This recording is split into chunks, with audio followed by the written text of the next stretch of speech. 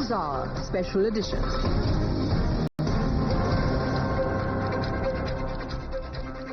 Ladies and gentlemen, the Alaska summit between Donald Trump and Vladimir Putin is over without any peace agreement yet. While nothing concrete has been made public about the talks, there seems to be something else that has gone public.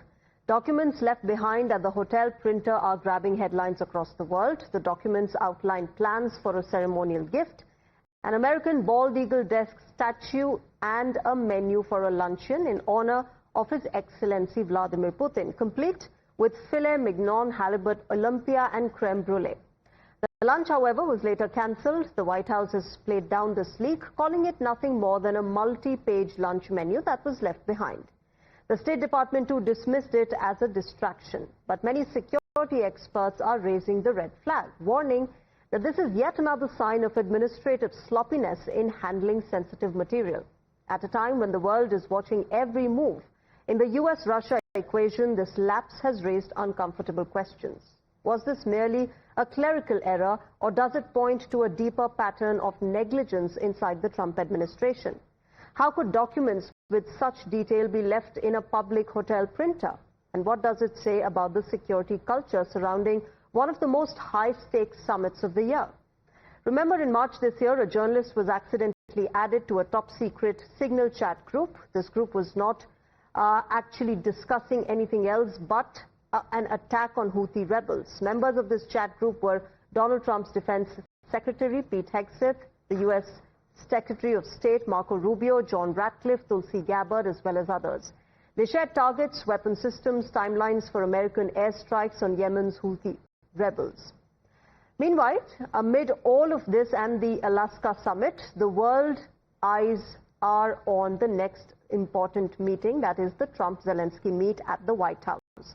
On Monday, that's the 18th of August, remember, European and NATO leaders will join Ukraine's Volodymyr Zelensky for his crucial meeting with the US President Donald Trump.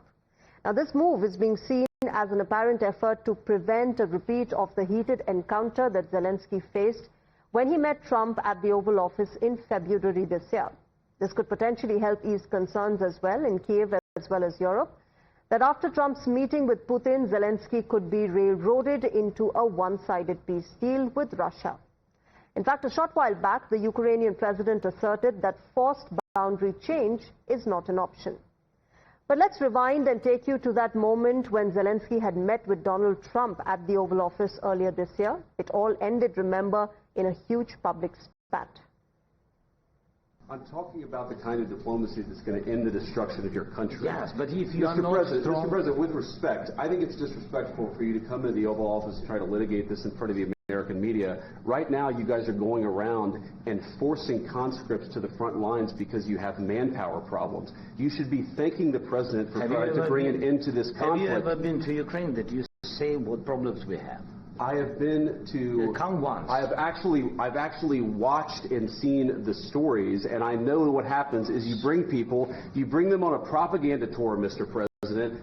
Do you disagree that you've had problems bringing people into your military? We have problems. And do you think that it's respectful to come to the Oval Office of the United States of America and attack the administration that is trying to prevent the destruction of your country? A lot of questions. Let's start from the beginning. Sure. First of all, during the war, everybody has problems, even you, but you have nice ocean and don't feel now, but you will feel it in the future. God bless. You don't know that. God bless. God bless. You will not have war. Don't tell us what we're going to feel. We're trying to solve a problem. Don't tell us what we're going to feel. I'm not telling you. Because you're in no position to dictate that. Remember this. You're in no position to dictate what we're going to feel. We're going to feel very good. We're going to feel very good and very strong. You will feel influence. You're right now not in a very good position. You've allowed yourself to be in a very bad position, and he happens to be right about it. From the very beginning of the war. You're not in a good position. You don't have the cards right now. With us, you start having cards. Right now, you don't. Yeah, you're playing cards. You're playing cards. You're gambling with the lives. All right, so that was the very public spat that happened earlier this year. Let me welcome my guest to decode what we can expect tomorrow. That's on the 18th of August at the White House. Fred Weir, Russian expert and journalist, joining us. Adam Schwarz, author and political commentator, joining us, as well as Jeffrey, who's joining us as well. Good evening and namaskar to all of you.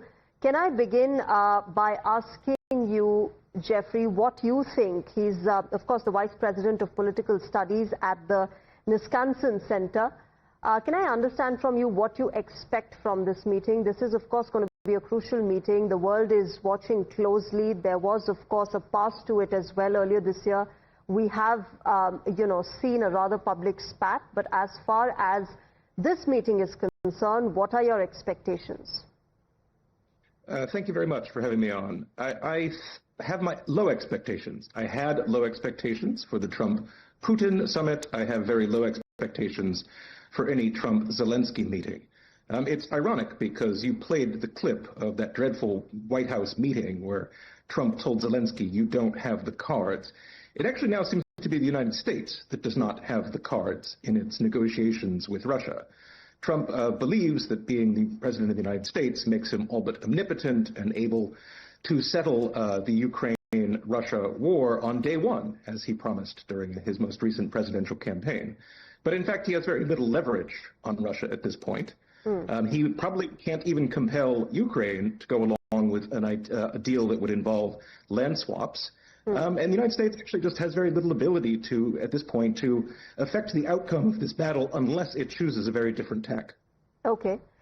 Adam, as far as this entire meeting is concerned, one of the biggest challenge perhaps would be this entire territorial claim that both sides are doing. One wants the eastern Ukraine region.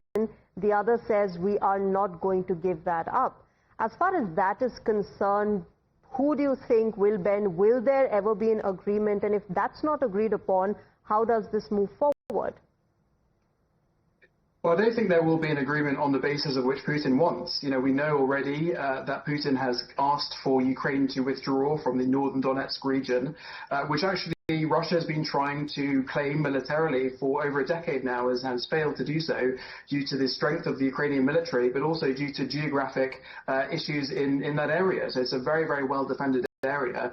And the idea that after 3 years of an imperial full-scale invasion, that Ukraine is simply going to hand over very critical areas of defensive land to Russia, who has repeatedly proved that they are unable to keep by their word, to not repeatedly keep invading Ukraine, is absurd. And, Zelensky has already made that clear. And I think that Europe, backing Zelensky, also is fully prepared to reject a deal that Trump will try to orchestrate with Putin that actually means that, Ukraine will be very vulnerable going forward.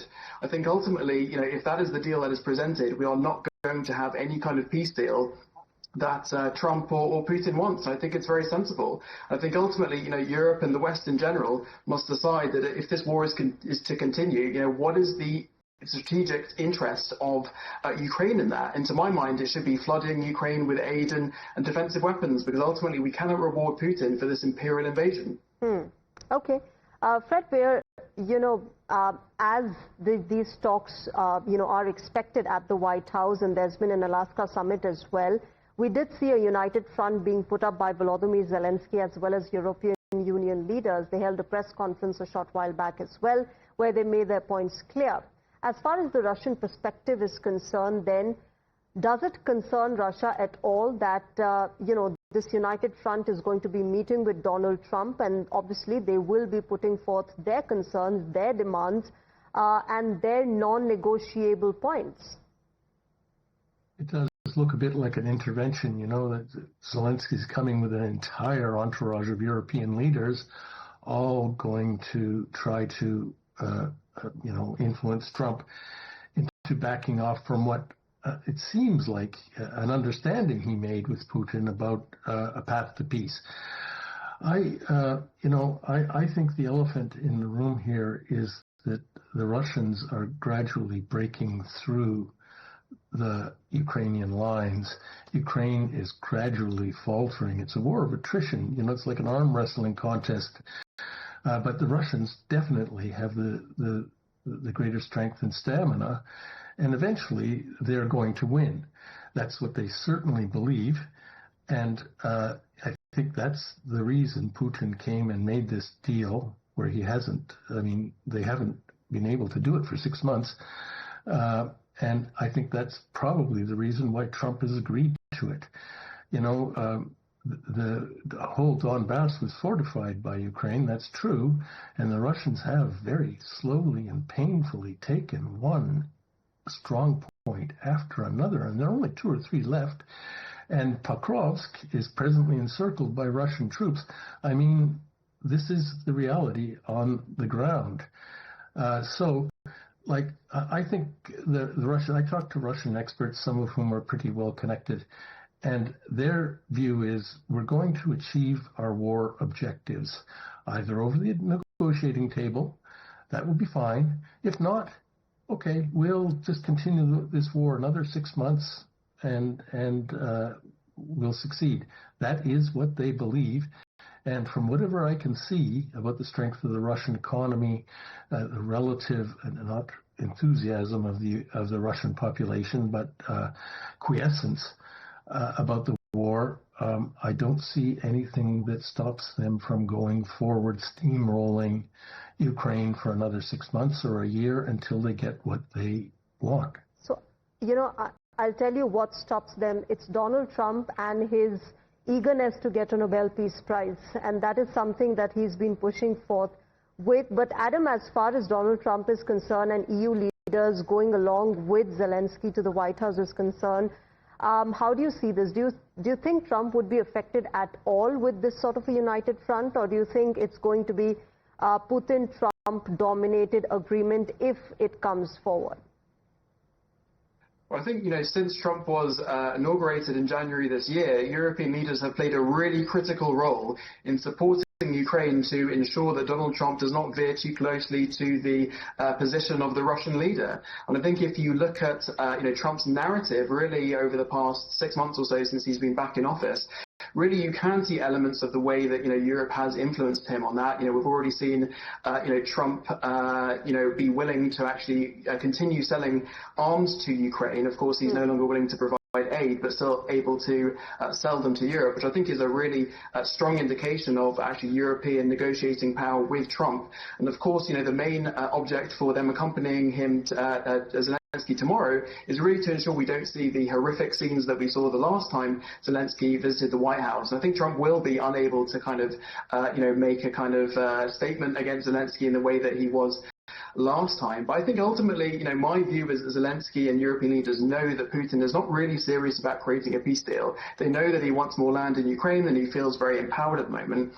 And therefore, what their critical diplomatic mission is to do is to actually make sure that when eventually peace negotiations fall apart, that Trump has the view that actually this is due to Putin's failure and actually not due to Ukraine's. And hopefully, that results in more favorable policy towards Ukraine after those negotiations break down. And, to my mind, the best way of doing that is actually to convince Trump that Putin is humiliating him, because we know that Trump is ultimately a very insecure individual, and that's the last thing he wants to be doing. And of course, that's what we saw in Alaska. I can't recall a time in modern history where American weakness has been more nakedly and deliberately paraded in front of the entire world in the way that it was in Alaska. So I think ultimately Europeans have a very critical role here in supporting Ukraine.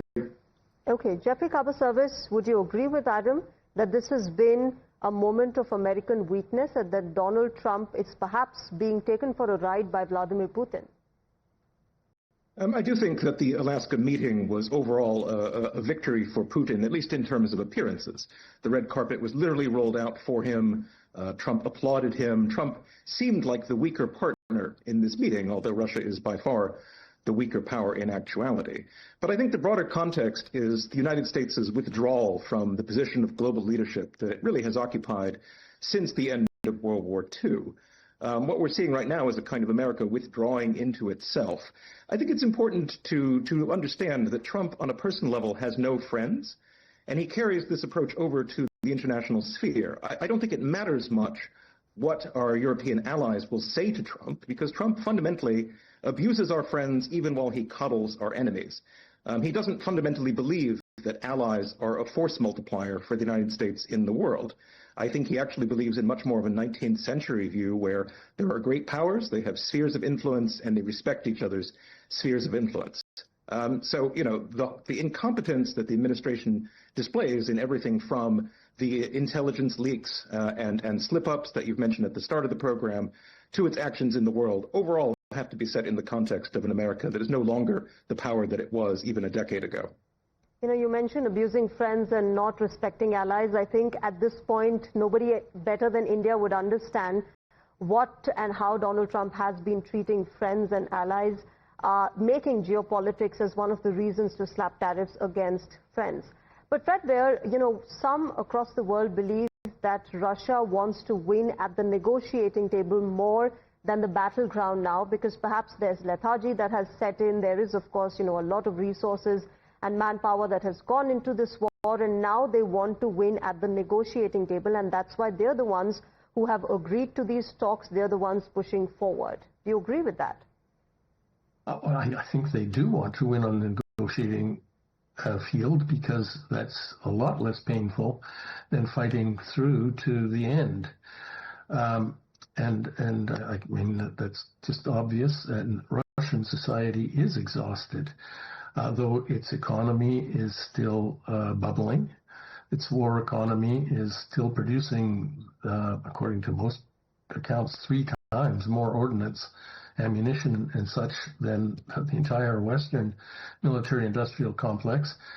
They're perfectly able to carry on, and as far as I can see, as I say, I don't know if there's political will that infuses the population, but there's certainly no strong opposition to Putin or to this war course.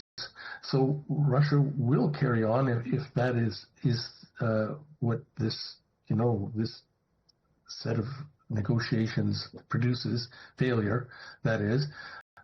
They have a plan B, and that is to finish the war on their terms. But sure, of course, they would, and I strongly, personally endorse the idea of a negotiated peace settlement. But here's the question, Adam. What ends the war?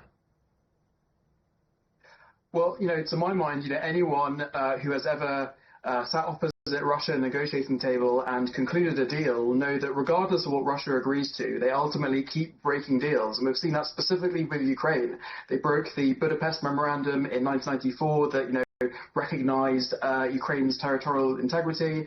They broke the Minsk agreements about 10 years ago on Ukraine. And they've also broken all of the ceasefire agreements that have been concluded over the last few years on just the brief pauses in fighting. So ultimately, we cannot trust the words of Vladimir Putin, and Ukraine knows that, and the rest of Europe knows that.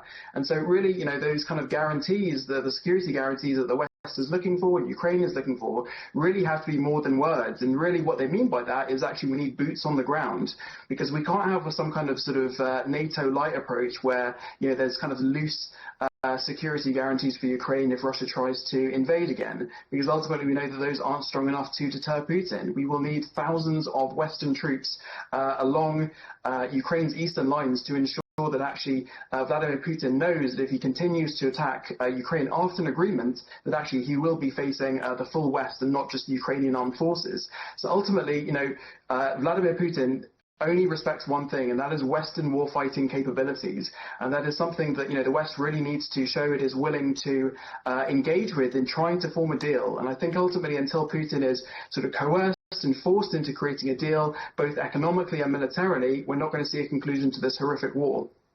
All right, we'll leave it there. Of course, we'll have to wait and watch how the talks unfold on the 18th of August when Zelensky and Donald Trump meet.